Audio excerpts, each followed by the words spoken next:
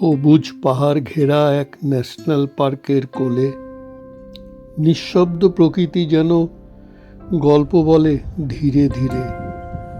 বড় এক জলাশয় আকাশটাকে বুকে ধরে, হালকা বাতাস জলের গায়ে ছুঁয়ে যায় নীরবে। হঠাৎ চোখে পড়ে ময়ূর আর ময়ূরী, রঙিন পেখমে যেন ওদের পাশে রঙের উৎসব ঝুড়ি, মানে ছোট্ট ক্যাঙ্গারু লাফিয়ে বেড়ায়।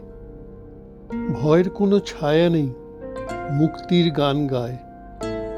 মানুষের ভিড়েও নেই তাদের কোনো আতঙ্ক। প্রকৃতির বুকে তারা স্বাধীন, অনন্ত। সবুজ ঘাসে খেলায় মেতে তিনটি প্রাণ, দেখে মনে জাগে অদ্ভুত শান্তির গান। ক্যামেরায় বন্দি করি সেই মুহূর্তের ছবি। প্রকৃতির কাছে তখন মন হয়ে যায় নতশির।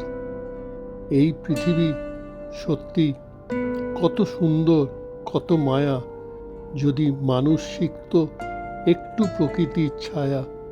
ময়ূর ময়ূরী আর ওয়ালাবির সেই মিলন আজও মনে জাগায় নৈসর্গিক স্পন্দন।